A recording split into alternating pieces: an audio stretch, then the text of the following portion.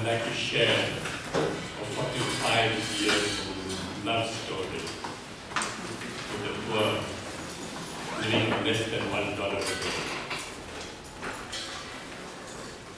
I went to a very elitist, snobbish, expensive education in India, and that almost destroyed me.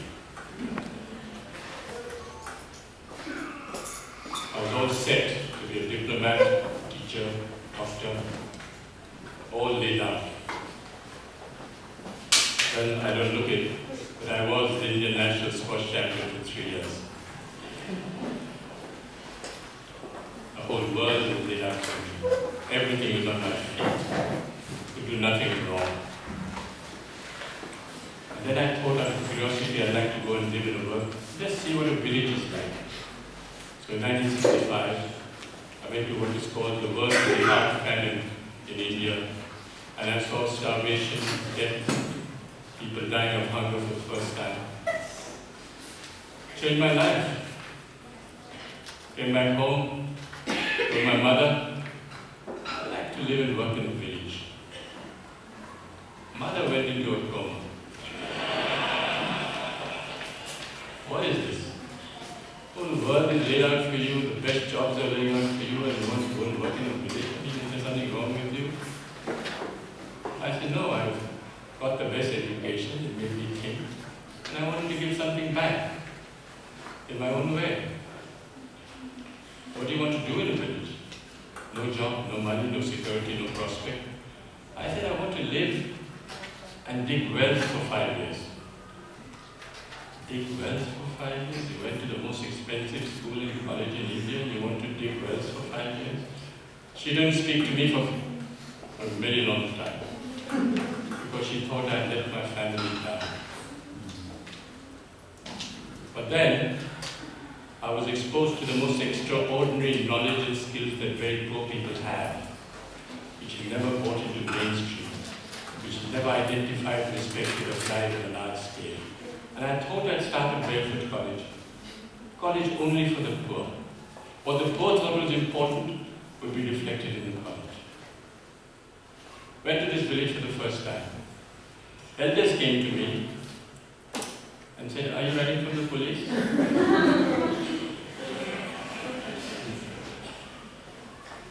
You failed in your exam? I said, no. You didn't get a government job? I said, no. What are you doing here? Why are you here? The education system in India makes you look at Paris and Delhi and Zurich. What are you doing in this village? Is there something wrong with you? You're not telling us? I said, no. I want to actually start a college only for the poor.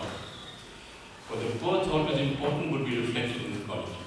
So then they gave me some very sound and profound advice. They said, please, don't bring anyone with a degree and qualification into your college. So it's the only college in India where if you should have a PhD or a master's, you are disqualified.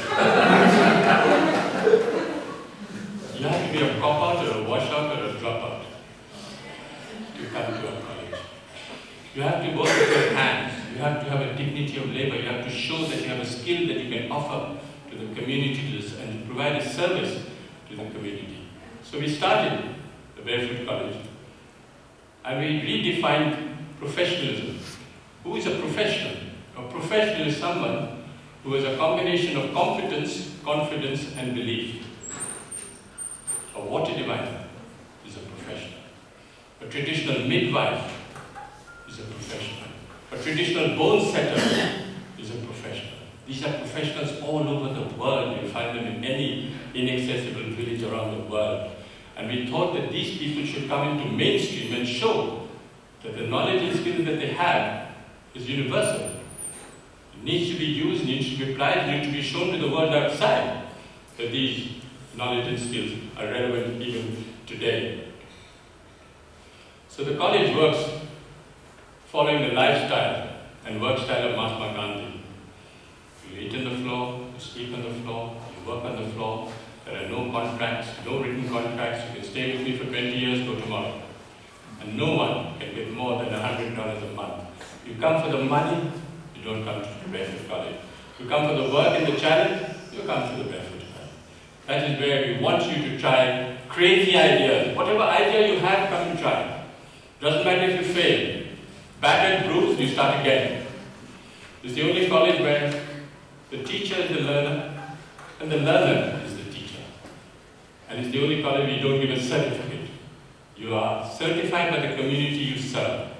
You don't need a paper to hang on the wall to show that you are an engineer. So when they said that, they said, well, show us what is possible. What are you doing? This is all mumbo jumbo if you can't show it on the ground. So we built the first Barefoot College in 1986. It was built by 12 barefoot architects who can't read and write. Built on $1.50 a square foot. 150 people lived there, worked there. They got the Aga Khan Award for Architecture in 2002. But then they suspected, they thought there was an architect behind it. I said, yes, they made the blueprints, but the barefoot architects actually constructed the college. We are the only ones who actually returned the award for $50,000 because they didn't believe us and we thought that they were actually casting aspersions on the barefoot architects of Tilonja. I asked a forester, high-powered, paper-qualified expert. I said, what can you build in this place? He had one look at the soil and said, forget it, no way, nothing can work. No water, rocky soil. I was in a bit of a spot. And I said, okay, I'll go to the old man in the village and say, what should I grow in this pot? He looked back at me and said, you put this, you put this, you put this, and it'll work. This is what it looks like today. Went to the roof, and all the women said, clear out. The men should clear out because we don't want to share this technology with the men. This is waterproofing the roof. It is a bit of jaggery, a bit of urine, a bit of other things I don't know, but it actually doesn't leak. Since 1986, it hasn't leaked. This technology, the women will not share with the men. It's the only college which is fully solar electrified. All the power comes from the sun. 45 kilowatts of panels on the roof and everything works out of the sun for the next 25 years. So long as the sun shines, I have no problem with power. The beauty is that it was installed by a priest, a Hindu priest who's only done 8 years of primary schooling. Never been to school, never been to college. He knows more about solar than anyone I know anywhere in the world. Guaranteed. Food, if you come to the Barefoot College, is solar cooked. But the people who fabricated that solar cooker are women. Illiterate women who actually fabricate the most sophisticated solar cooker. It's a parabolic Schaeffler solar cooker. Unfortunately, they're almost half German. They're so precise. You never find Indian women so precise. Absolutely to the last inch, they can make that cooker. And we have 60 meals twice a day of solar cooking. We have a dentist. She's a grandmother, illiterate, who's a dentist. She actually looks after the teeth of 7,000 children. Barefoot technology. This was 1986, no engineer, no architect thought of it, but we are collecting rainwater from the roofs. Very little water is wasted. All the roofs are connected underground to a 400,000 litre tank, and no water is wasted. If we have 4 years of drought, we still have water in the campus because we connect rainwater. 60% of children don't go to school because they have to look after animals, sheep, goats, domestic chores. So we thought of starting a school at night for the children. Because the night schools of Tilonja, over 75,000 children have gone through these night schools. Because it's for the convenience of the child, it's not for the convenience of the teacher.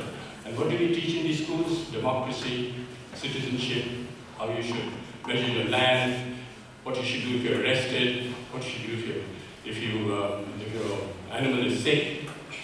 This is what we teach in the night schools. But all the schools are solar lit. Every 5 years, we have an election between his 6 to 14-year-old children participate in a democratic process, and they elect a prime minister. The prime minister is 12 years old. He looks after 20 goats in the morning, but she's prime minister in the evening.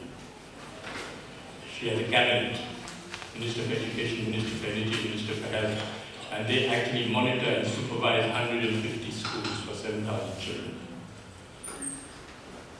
She got the World's Children's Prize 5 years ago, and she went to Sweden. First time ever going out of a village, never seen Sweden, wasn't dazzled at all by what was happening. And the Queen of Sweden, who was there, turned to me and said, "Can you ask this child where she got her confidence from? She's only 12 years old, and she's not dazzled by anything."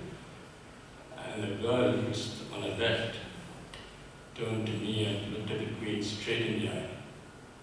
I said, "Please tell her I'm the Prime Minister."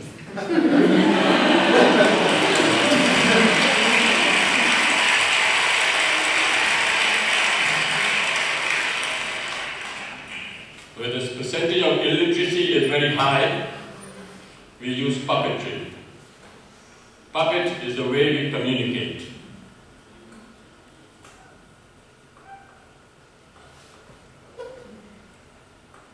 You have Joachim Chacha, who's 300 years old. He's my psychoanalyst, he's my teacher, he's my doctor, he's my lawyer, he's my donor. He actually raises money, solves my disputes.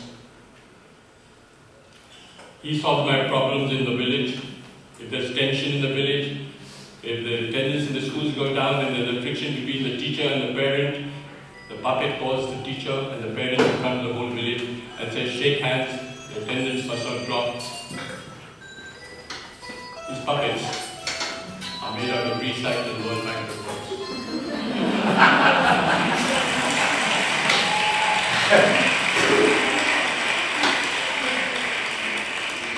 So this decentralized, demystified approach of solar electrified villages, we've covered all over India, from Ladakh up to Bhutan.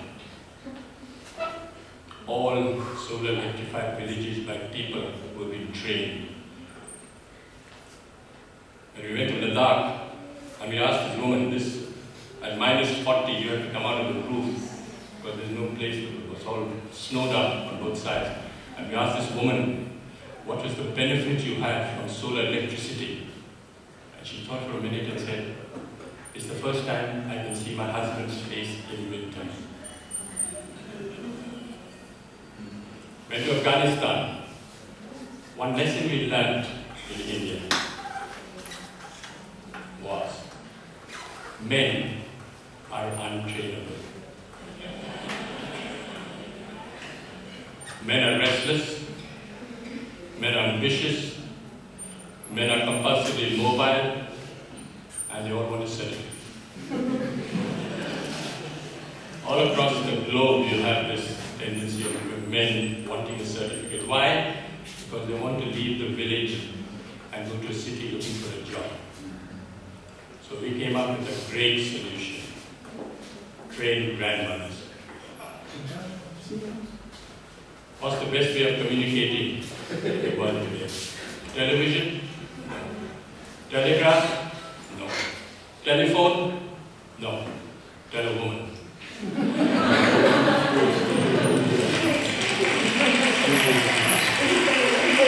So we went to Afghanistan for the first time. And we picked 3 women and said, "You want to take them to India?" They said, "Impossible. They only go out of their room, then you want to take them to India." I said, "I'll make a concession, I'll take the husbands along as well." So I took the husbands along. Of course, the women were much more intelligent than the men. In 6 months, how do we train these women? Sign language. You don't use the written word. You don't use the spoken word. You use sign language.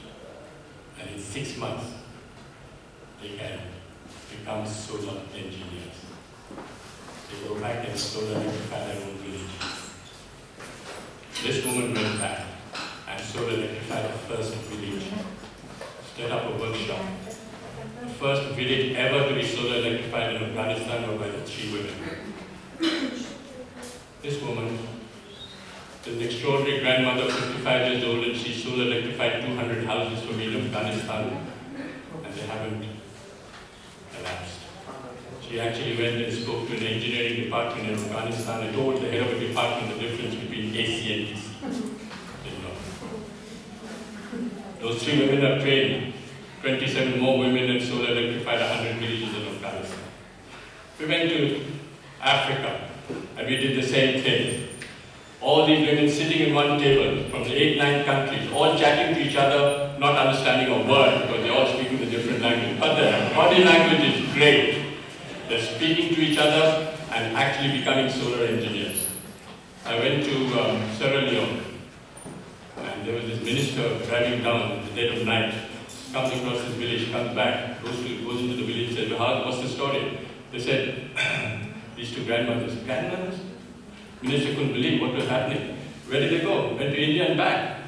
Went straight to the president. He said, you know there's a solar electrified village in Sierra Leone? He said, no. Half the cabinet went to see the grandmothers the next day. What's the story? So he summoned me and said, can you train me 150 grandmothers? I said, I can't, Mr. President. But they will. The grandmothers will. So it will be the first barefoot training center in Sierra Leone. And 150 grandmothers are being trained in Sierra Leone. Gambia. I went to select a grandmother in Gambia. Went to this village, I knew which woman I would like to take. The community got together and said, I'll take these 2 women. I said, no, I want to take this woman. They said, why? She doesn't know the language, you don't know how. I said, no, I like the body language, I like the way she speaks. Difficult husband, not possible. Call the husband. Husband came.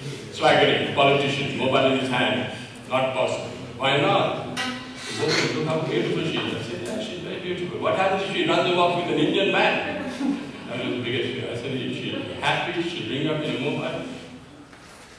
She went like a grandmother and came back like a tiger. She walked out of the plane and spoke to the whole press as if she was a veteran. She handled the national press and she was a star. And when I went back 6 months later, I said, where's your husband? Oh, somebody doesn't matter. Success story.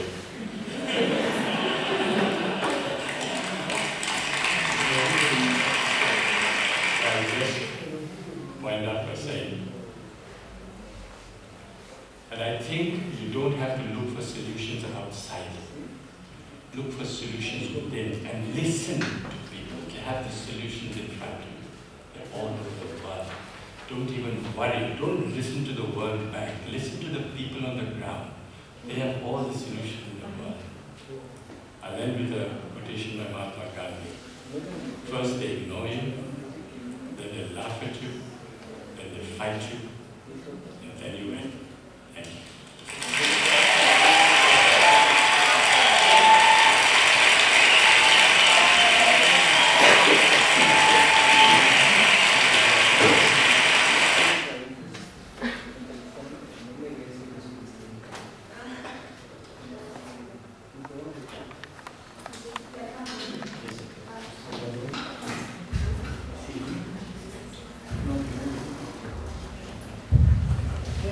Buenas tardes, un gran gusto estar aquí con ustedes.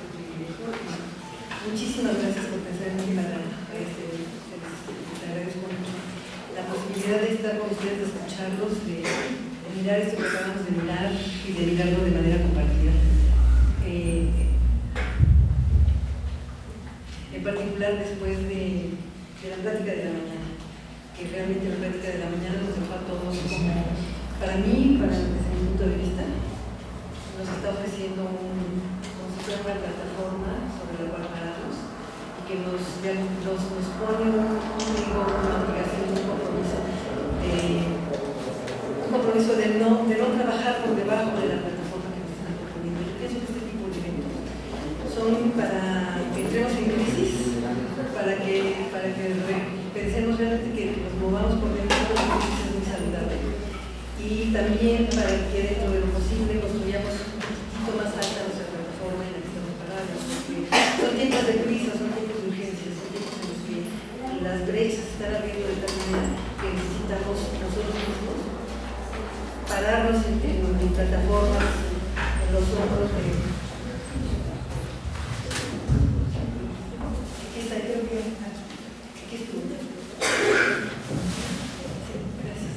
Entonces, escoger las plataformas en las que nos paramos, escoger a los amigos y a los cómplices que nos permiten construir esas plataformas para pararnos y seguir con nuestras capacidades recreadas, capacidades en crisis sería la manera en la que tendríamos ya seguridad que está trabajando, pero buscando amigos, colegas y situaciones como la que estamos viviendo ahorita que nos permitan reconstruir nuestra plataforma en la que estamos parados. Porque, como se decía, de repente uno se para en hombros de gigantes, ¿no? Si yo estoy parada en los hombros de León Felipe, mi pensamiento y mi manera de ser es distinta, que estoy parada en algún otro lugar, los pensadores, las lecturas, los colegas y los congresos como estos nos invitan a ir construyendo plataformas cada vez más altas para que con nuestro mismo accionar podamos avanzar de una manera más directa, más satisfactoria, en donde nuestra energía la podemos usar. Entonces agradezco mucho la posibilidad de estar aquí por todas estas razones, por haber visto este video que se llama Poder, que es una cosa que realmente me da niña.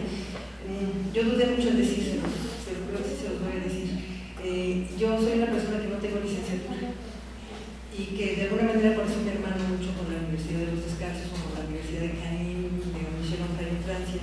En estas universidades que están haciendo conocimiento, no le recomiendo a nadie sin licenciatura, va contando con la corriente y es complicado, pero sí también es que uno puede dar testimonio, como decía la persona del video, uno puede dar testimonio de lo que el conocimiento puede producir. Es una manera también de revalorar el conocimiento por sí mismo y de construir frente a los demás la capacidad de pensarse a uno mismo como ser capaz de construirse a uno mismo y de elaborar un conocimiento propio, tomándolo evidentemente de los demás, porque evidentemente que parte de lo que yo sé lo tomé de las universidades muchas veces y muchas universidades, pero también lo he tomado mucho del diálogo en campo, del diálogo con las comunidades y con las personas. Yo he tenido el grandísimo privilegio de trabajar. Mucha parte de mi trabajo ha sido trabajo en campo. Esta combinación maravillosa de conocimiento con experiencia concreta es como un flujo de ir y venir que nos permite pensarnos como seres en movimiento. Decían que en la mañana necesitamos nacer y volver a nacer y volver a nacer.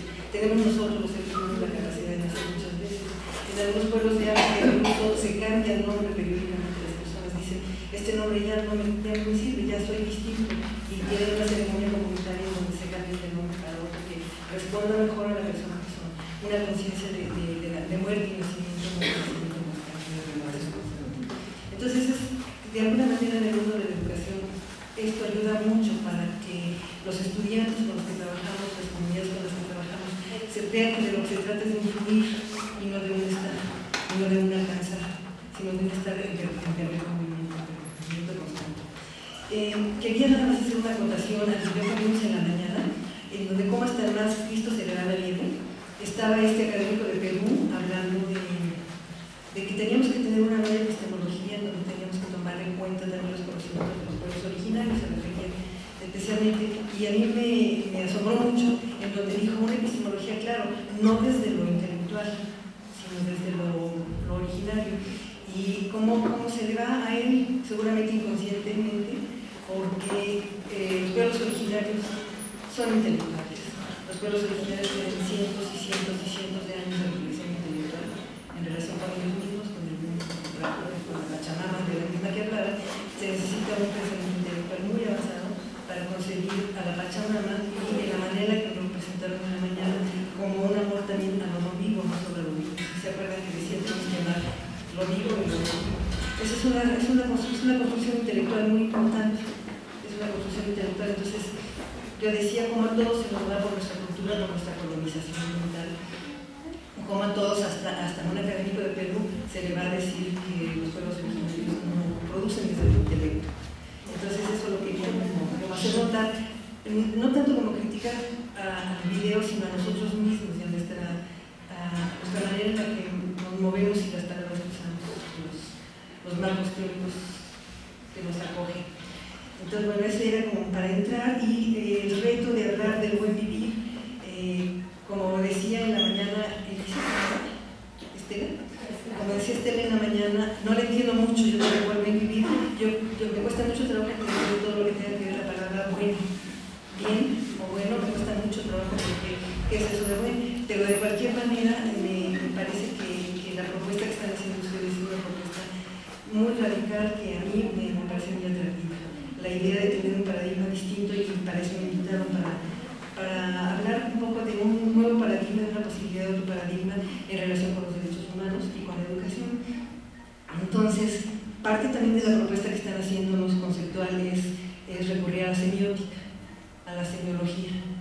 Y entonces desde ahí, que es un tema que a mí me apasiona mucho, había pensado la capacidad que tenemos la semiología como la capacidad que tenemos de asignar significados a las cosas del mundo, que tiene que ver con la postura epistémica que tenemos frente al mundo. Según significo yo, es como me relaciono con el mundo. Entonces una capacidad epistémica de decir, yo asigno este significado a las cosas del mundo, que también nos habla de la diferencia de culturas, porque yo voy a asignar un significado según mi contorno, mi contexto, mi historia, mi cultura.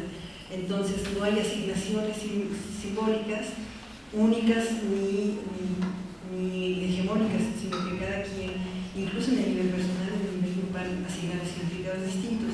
Como por ejemplo la casa, yo la puedo significar como fuego, como hogar, como fogata, como refugio, o por ejemplo como legado. Entonces, si yo significo la casa de esta manera, yo le voy a dar un sentido a la casa. Es un ejemplo concreto nada más, pero si yo la significo como fuego a la casa, como hogar, a lo mejor yo le doy el sentido de reunión, de descanso, de comunicación. Si la significo como refugio, es posible que entonces yo le dé un significado de defensa, un significado que incluya, digamos, a un enemigo o a un potencial atacante. Y si la significo como legado, la casa, estoy trayendo automáticamente la presencia de los ancestros, de los antepasados, estoy trayendo el tiempo pasado al presente para significar la casa como legado. El sentido que va a tener mi casa, según yo la signifique en cualquiera de estas tres maneras, es un significado distinto y un sentido distinto que lo de la casa. Evidentemente aquí, en términos de intercultura, si yo tengo, por ejemplo, acceso a tres lenguas, y una lengua la significa la casa como fuego, otra como refugio y otra como legado, cuando yo estoy en una casa, mi mente está enriquecida porque yo estoy relacionándome con la casa como un lugar de refugio, como un lugar de reunión y como un lugar que yo heredé de alguien que dejó para mí. Entonces, esa es la importancia de la semiología, de asignar, es una de las libertades que tenemos los seres humanos, de asignar significados a las cosas de nuestro mundo, que tiene que ver con cómo significo yo estar aquí, cómo significo yo el libro que traigo en la bolsa, por qué traigo dentro de mi bolsa un libro y no otro. Es como una conciencia permanente de nosotros mismos, como maestros, evidentemente, qué significado le doy yo al color con el que me visto esta mañana y cómo me presento con el grupo o frente al grupo, cómo significo mi estancia, como estar frente a un grupo o estar con un grupo. Entonces, la manera que significamos nosotros al mundo construye mundos completos, se construyen mundos alrededor de los objetos que significamos. Y construye también evidentemente un vocabulario, por eso es que las lenguas son tan valiosas, porque cada lengua construye un acervo importante de significados distintos de los de otra. Construye significados de esa manera, construye un mundo, pero también la manera en que yo signifique me va a dar a mí la posibilidad de pararme en el mundo y con el mundo. Lo que decíamos en la mañana, la episteme como la posibilidad de relacionarme yo con el mundo desde mi punto de vista. En la medida en que nosotros podamos trabajar la conciencia de la significación que nosotros libre y informadamente hacemos, informadamente en términos de ciencia, de tecnología, pero también de contexto, pero también de historia, de memoria, en esa medida yo voy a poder establecer una relación autonómica y libre en el mundo y con el mundo, y darle sentido a mi estar en el mundo de una manera distinta. Y otra cosa maravillosa que tiene esta capacidad de dar sentidos al mundo es que uno pone a circular unas palabras y no otras. A la hora de la mesa que estábamos allá arriba, estábamos hablando, por ejemplo, de la palabra intervención, que es una palabra que desde mi punto de vista no es educativa, es una palabra muy fuerte, es una palabra que está aceptando una verticalidad, está aceptando una acción activa frente a alguien que es más con una postura pasiva. Entonces, poner a circular la palabra intervención o poner a circular la palabra interacción, por ejemplo, ¿no? ¿Cómo elegimos? ¿Qué significábamos? Entonces, ¿cómo empezamos a poner a circular en nuestros entornos palabras con la confianza, con la seguridad de que las palabras construyen mundos? Y que si queremos de alguna manera mejorar el mundo en el que podemos tomar conciencia de que sí o no significamos y en qué sentido estamos dando significado, con la certeza de que el significado crea mundos.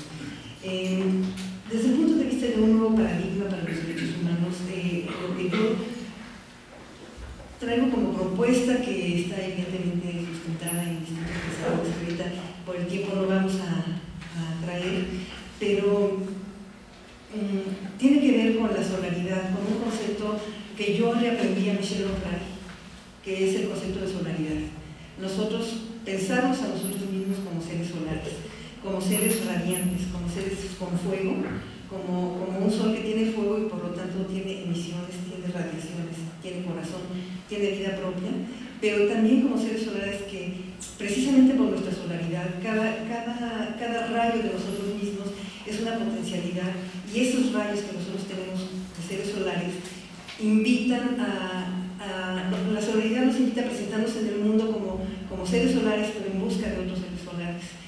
Cuando uno tiene una conciencia de solaridad, tiene que entender que el otro también es un ser solar. Tiene uno que entender que el otro tiene potencias que son distintas de las nuestras, entonces la solaridad nos da brazos, nos da como los pulpos, muchos brazos para poder salir y entrar en los espacios en busca de otros seres que sabemos que son solares y de vínculos específicos, concretos que podemos establecer con ellos.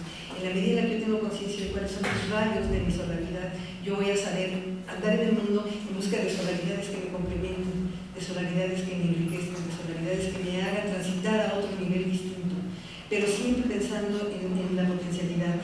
Los griegos tenían, eso yo lo aprendí de muy chica, como el señor que está aquí, a mí me mandaron unas escuelas muy sofisticadas de niña, y nos enseñaban ahí, nos enseñaban filosofía griega, y nos enseñaban una cosa que a mí se me quedó muy grabada, y es que una de las características del ser humano era la capacidad que tiene el ser humano de convertir potencia en acto, Esa era como una acción humana. El humano que hace, construye, cambia potencia en acto. Entonces, para poder, digamos, de alguna manera hacer florecer y ser solares como seres humanos, tenemos que hacer proyectos muy importantes para entendernos a nosotros mismos y entender cuáles son nuestras potencias. Como que el paradigma de derechos humanos sería la posibilidad de que cada uno de nosotros, cada una de las personas y de los sujetos, cuando digo sujeto también estoy diciendo grupo, familia, parejas, comunidades, culturas, regiones, naciones.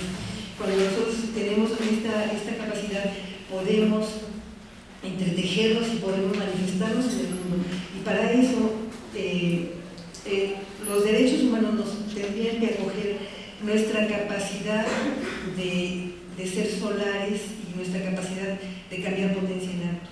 Eso es muy complicado, eso hace un paradigma de derechos humanos muy complejo, un paradigma que nos está pidiendo, bueno, para que yo tenga conciencia de mi solaridad, yo tengo que tener, por ejemplo, conocimiento de mí misma, como una inteligencia introspectiva, reflexiva, conocimiento de los otros, como seres solares diversos con potencialidades, y por lo tanto, desde este paradigma, yo me acerco al otro llena de asombro, segura de que el otro me va a sorprender de alguna manera, a sorprender en serio, no segura, como dice Derrida, con un concepto de hospitalidad. Yo no me acerco al otro para decirle tú eres esto y esto y esto, sino decirle tú quién eres, aquí estoy yo, dime tú quién eres, con la conciencia absoluta de que si yo me encuentro a mí misma sorprendente, es evidente que el otro también va a tener el potencial de sorprenderme a mí. Entonces es un modo de vivir en busca del asombro, asombrándonos de nosotros, asombrándonos de los actos que nuestra potencia nos permitió realizar y asombrándonos de las potencias de los demás y de la manera en que nos enriquecen.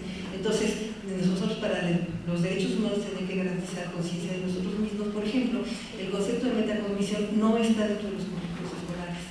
Y Piaget nos dice desde hace mucho que no podemos tomar conciencia de nosotros mismos. No, del conocimiento solo se construye cuando reflexionamos acerca de lo que sabemos. Entonces, esa metacognición no forma parte del currículo. Necesitaríamos, los derechos humanos nos tendrían que amparar el derecho de conocernos a nosotros mismos, de conocer nuestro entorno, de conocer a los otros como seres solares, de pensar de manera propia. En la mañana se habló del pensamiento, de construir pensamiento propio a partir del conocimiento de los otros, del recuerdo y de los legados que tenemos, de visitar el pasado. Tenemos un presente, pero ese presente lo construimos visitando el pasado selectivamente, no a partir de la nostalgia, dice Riquet, no a partir de la nostalgia, sino a partir de la necesidad de asombrarnos, de conseguir elementos novedosos, de recibir sorpresas, visitar mi pasado en busca de herramientas nuevas nuevas que yo no había visto en mi propio pasado, que me permitan en este presente imaginar mejores futuros. Todo eso tendría que estar garantizado por un currículo escolar, pero también por los derechos humanos, que nos permitan pensar, que nos permitan imaginar, que nos permitan evidentemente recordar, visitar y saber que pertenecemos a un proceso histórico y a una humanidad. Otra de las cosas que necesitamos es un terreno para ejercer. En la mañana estamos hablando de espacios, de regiones, la posibilidad de construir terrenos, territorios propios con límites que en realidad son fronteras terminables, que nos permitan decir, aquí estamos, expandimos nuestro territorio, pero tenemos reglas, tenemos límites, tenemos construcciones propias, que pueden ser un aula, que pueden ser una escuela, que pueden ser una nación. Hacer constructos compartidos con los demás y encontrar evidentemente la solidaridad con los demás. Entonces, los derechos humanos nos tienen que garantizar, por ejemplo, la seguridad en términos de integridad, en términos de que nadie me va a violar, nadie me va a atacar. La integridad, pero no solo la integridad física, sino también emocional, la social, la lingüística, la integridad cultural. El derecho a la integridad cultural es uno de los últimos derechos que se han declarado en derechos humanos y que son fundamentales, porque en el momento en que yo tengo la garantía de que mi cultura va a mantenerse con integridad, estoy metiendo ahí en el derecho a la integridad cultural un paquete muy grande de muchas cosas, como son el derecho al cementerio, el derecho al pasado, el derecho a la imaginación del futuro. Otro de los derechos humanos desde este paradigma es el derecho a la energía. Esto lo siento decirlo, pero viene de Amartya Sen, premio Nobel de Economía, y una persona dentro del sistema, absolutamente, pero el derecho a la energía. La energía para mantener a raya las enfermedades, para mantener la vida y para trabajar, para actuar. No nada más para sobrevivir. En la mañana se hablaba de sobrevivencia. La sobrevivencia no estaría amparada por el paradigma de los derechos humanos visto desde la solidaridad y desde las potencias. Simplemente sería un requisito, pero los derechos son a una energía extra para poder actuar, para poder emprender cosas. Se hablaba del emprendimiento de una manera negativa. Yo lo considero que si sabemos hacia dónde vamos, el emprendimiento es simplemente una manifestación, una acción que pone en acción lo que nosotros estamos planeando, proyectando y deseando. Entonces, el derecho a la energía, y allí evidentemente viene el derecho a la nutrición, el derecho a la seguridad médica, el derecho a la energía, el derecho al conocimiento universal, el derecho al conocimiento, a este acervo que la humanidad ha construido. Tenemos derecho a saber. El niño de la selva de Chiapas tiene derecho de saber dónde están sus fuentes de agua y cómo corren sus ríos, pero también tiene el derecho de saber acerca de la desertificación del calentamiento global y de qué porcentaje del planeta vive en situación de desierto, por ejemplo. Entonces, el derecho al conocimiento universal y a la tecnología, evidentemente, que ahí viene, que nos permitiría la gran acción humana, que sería la capacidad de formular preguntas. Sin conocimiento no podemos formular preguntas. Dime qué preguntas y te diré qué sabes. Entonces, los derechos humanos bajo este paradigma nos tendría que amparar el derecho a ser los mejores creadores de las mejores preguntas, las más radicales, las más profundas. Me quedan dos. Y entonces, digamos que en un currículo de educación, que estamos en este paradigma de explotar, de ser felices y de vivir en potencia y no en ausencia, tenemos que ser mucho más exigentes. Y en el currículo educativo, por ejemplo, grandes ausentes, todo un paquete que tenga que ver con la autoestima, con la conciencia de yo mismo, en relación conmigo mismo, en relación con nosotros y con mi entorno, una relación con la propia lengua, con la capacidad lingüística, con lo que la lengua guarda, con la capacidad que tenemos,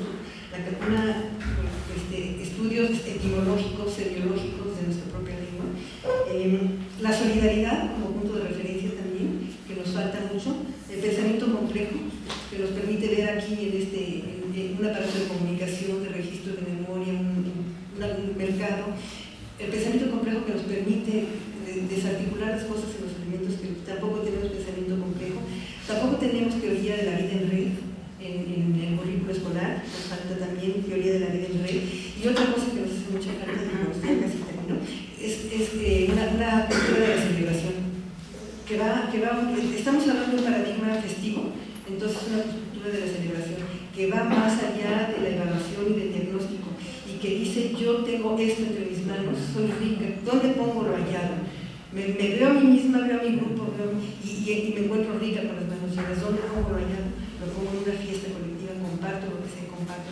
celebro, bailo, canto y digo, estamos aquí, tenemos muchísimas cosas que no tenemos, pero entre manos tenemos esto, y una cultura de decir, celebremos juntos, y una invitación a vivir dentro de la media estadística, está la media estadística así, y entonces aquí está la norma, ¿no? En el centro de la media está la norma, y acá en la cola está la zona, aquí está la zona de lo probable, y en la cola de la estadística está la zona de lo improbable.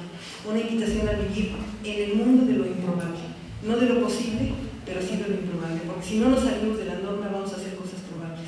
Y si hacemos cosas probables, quiere decir que estamos actuando según lo que hemos visto en este sistema colonial. Entonces, invitación a vivir efectivamente, solamente en radiación, en red y en la orilla de lo improbable, pensando que podemos, con nuestra fuerza, hacer que lo improbable sea posible y existe. Gracias.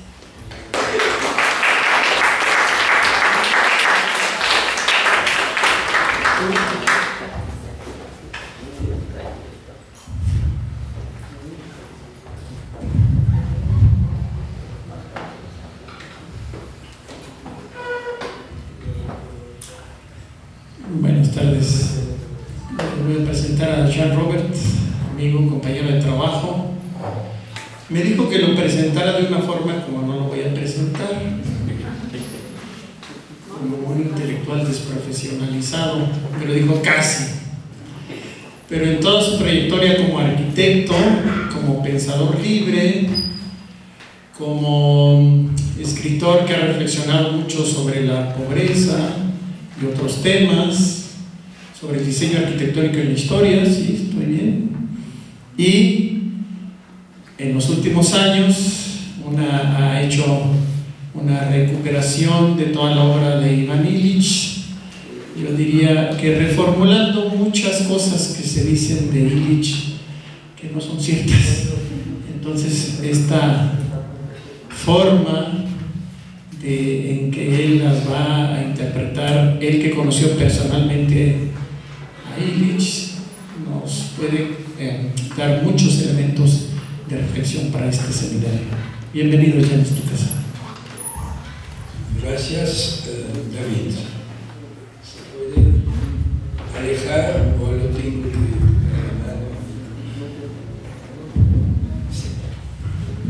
un signo de poder?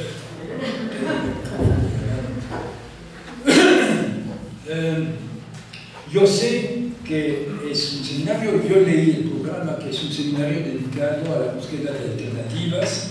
Me impresionó ver aquí la mención de esos conceptos que oímos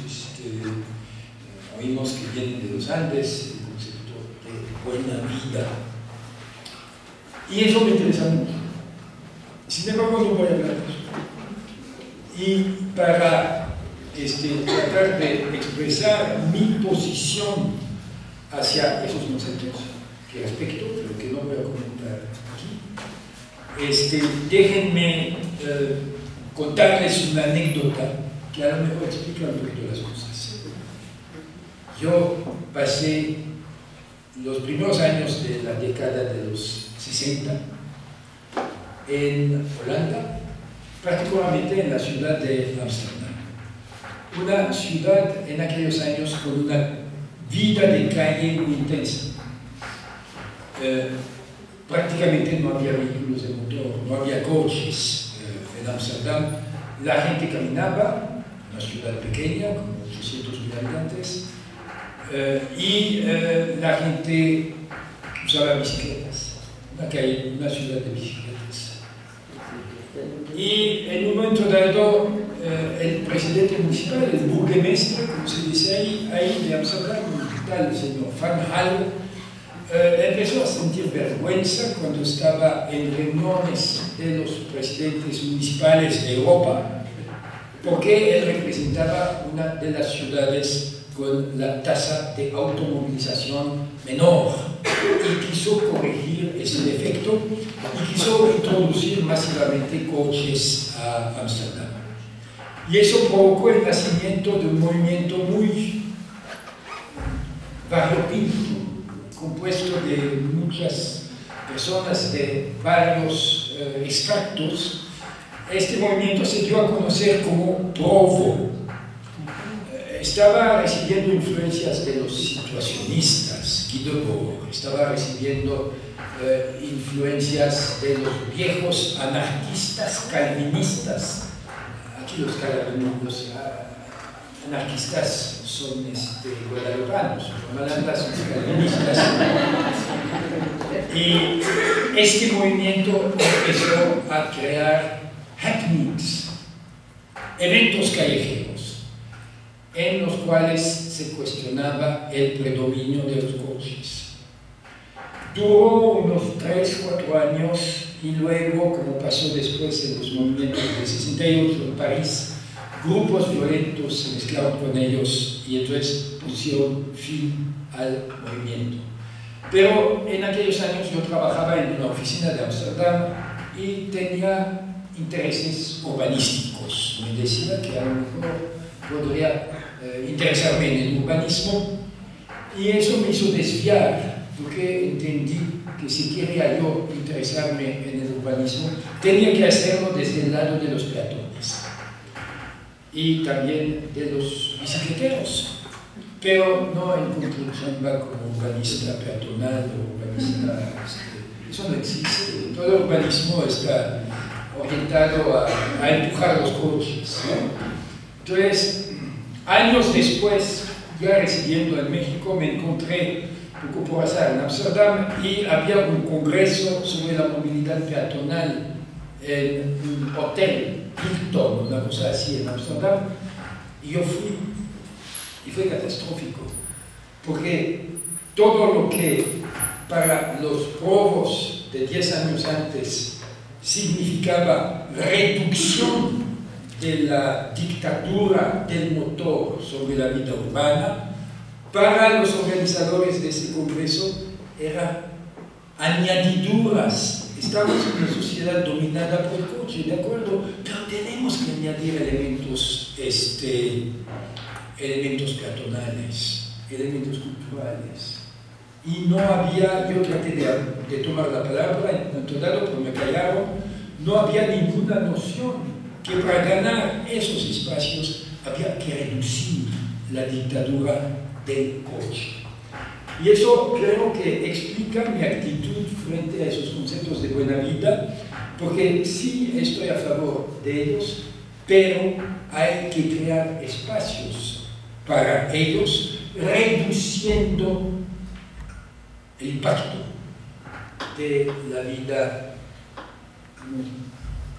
moderna, industrial, y eso nos remite a Illich en su tiempo de Cuernavaca.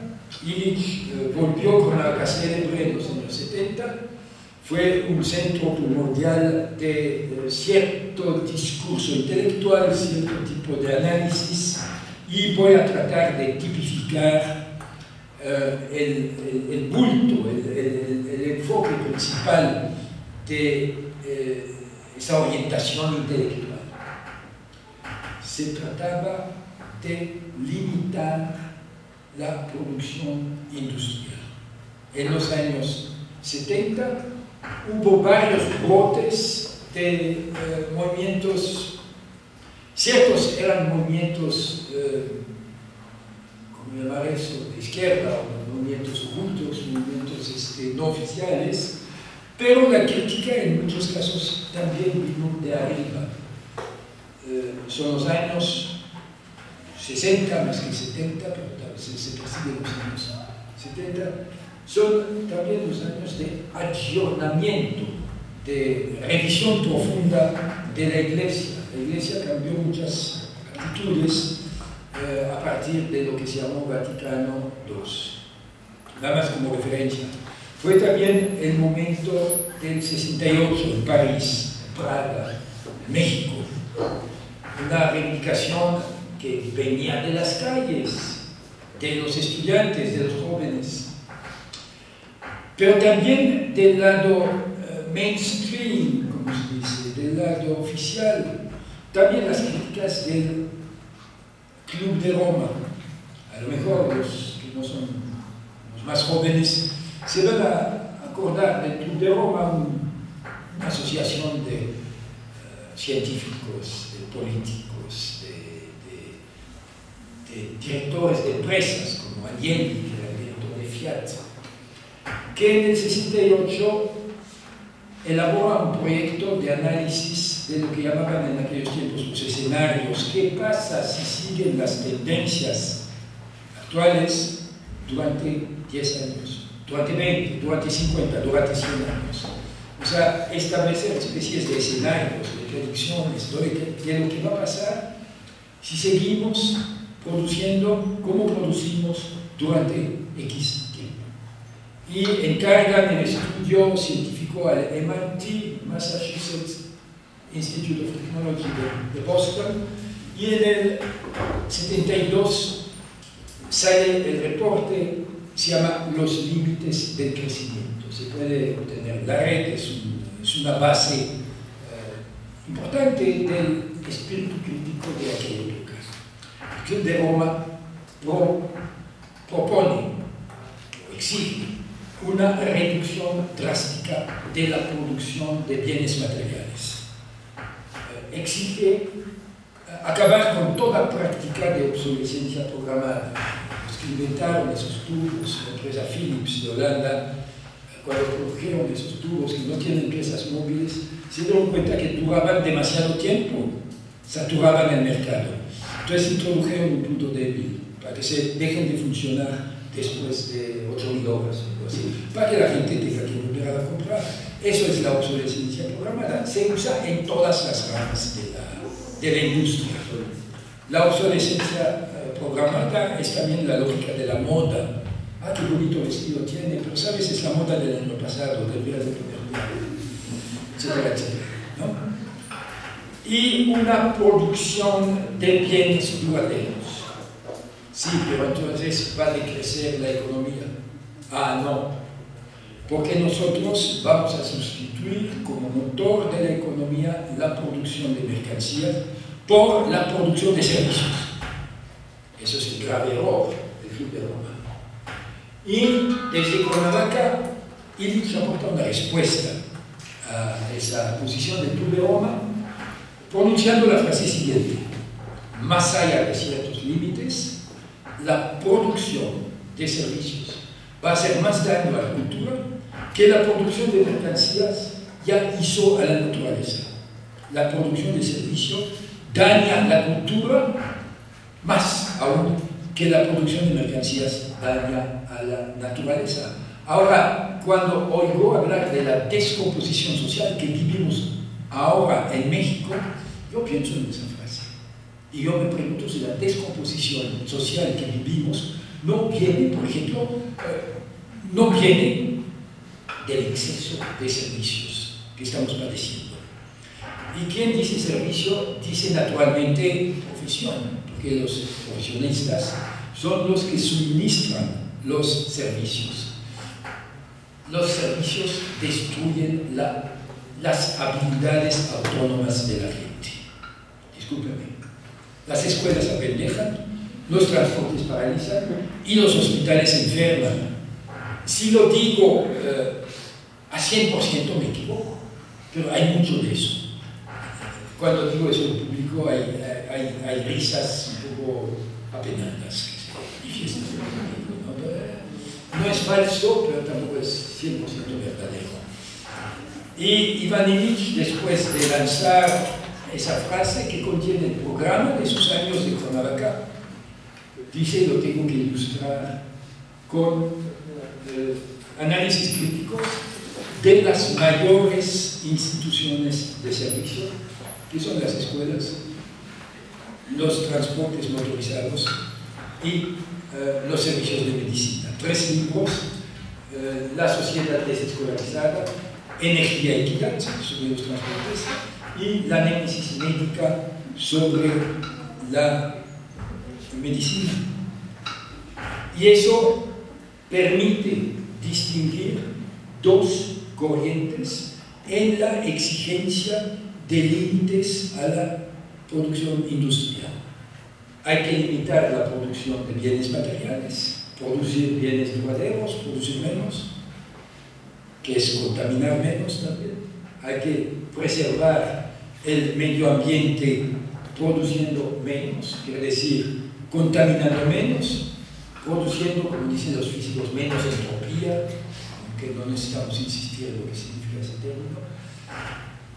Y, por otro lado, lo que no reconoce naturalmente el Club de Roma, limitar la producción de servicios. No hay que suprimir los servicios. Acuérdense de la primera frase, más allá de ciertos límites. Hay límites dentro de los cuales pueden existir los servicios.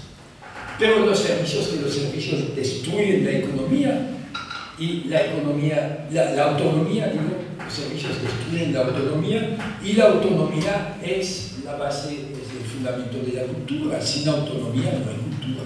La cultura la inventa la gente por sus actos autónomos. Entonces, vean ustedes la importancia de los transportes en las ciudades. Destruyen la habilidad de caminar.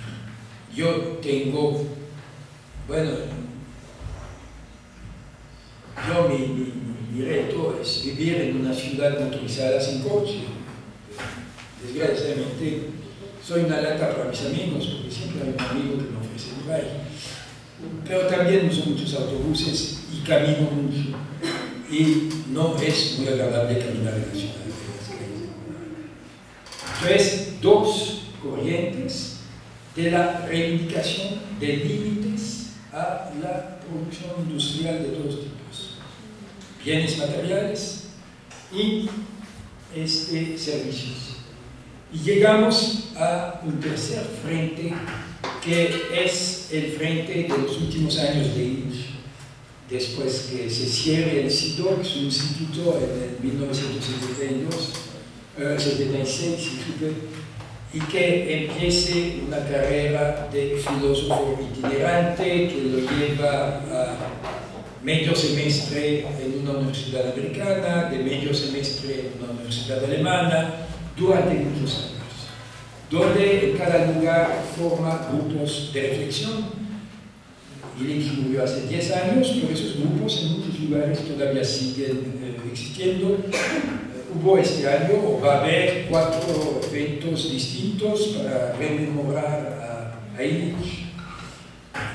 Habrá uno en Cuernavaca que organizamos entre los días, bueno, va a ser los días 13, 14 y 15 de diciembre, están todos invitados, entrada libre, y se va a dar cierta importancia a esa tercera fase de la exigencia de límites.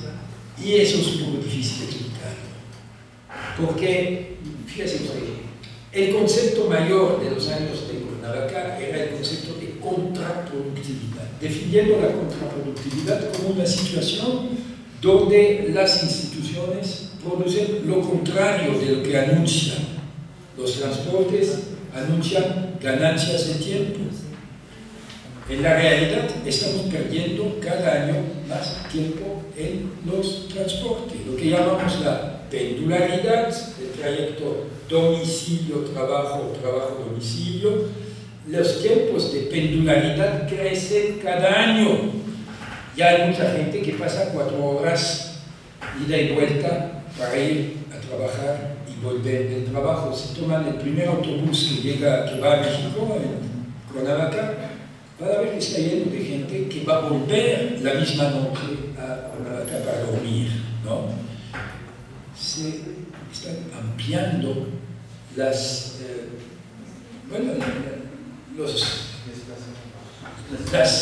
desplazamientos migratorios, como se dice, los desplazamientos diarios, las migraciones diarias, la pendularidad, el movimiento de péndulo.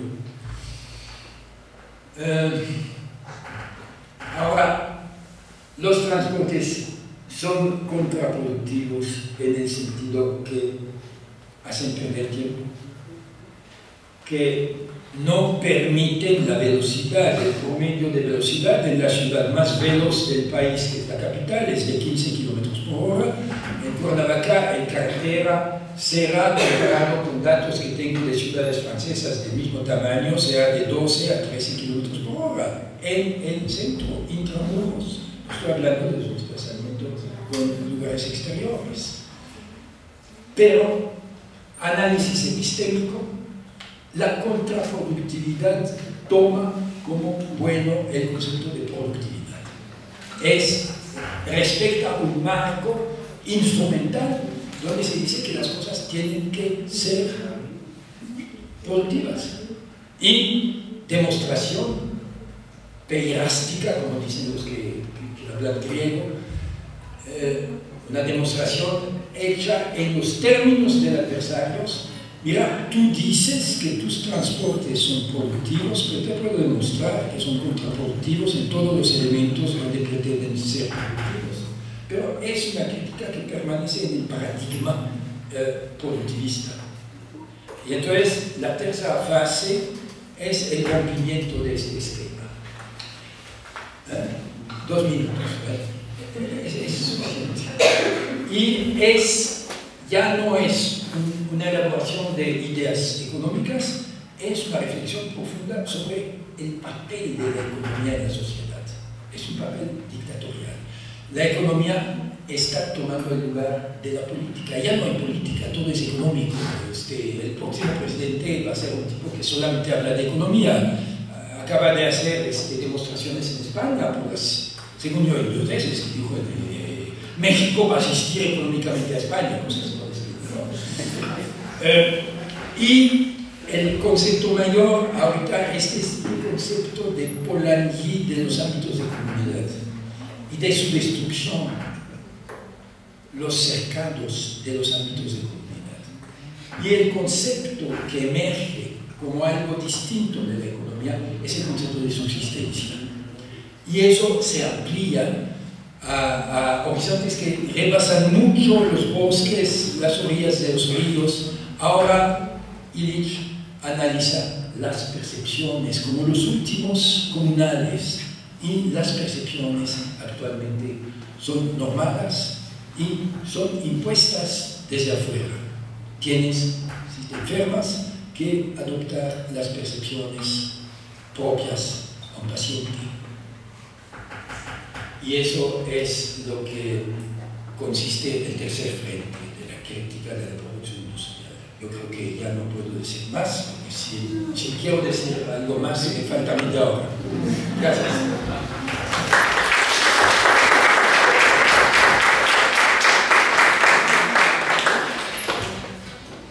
Bueno, yo supongo que viene un momento de intercambio, ¿no es así? Entonces, por supuesto que pueden hablar más, ¿no? Vamos a ver de quienes fungieron ahorita como auditorio, qué cosas pueden preguntar.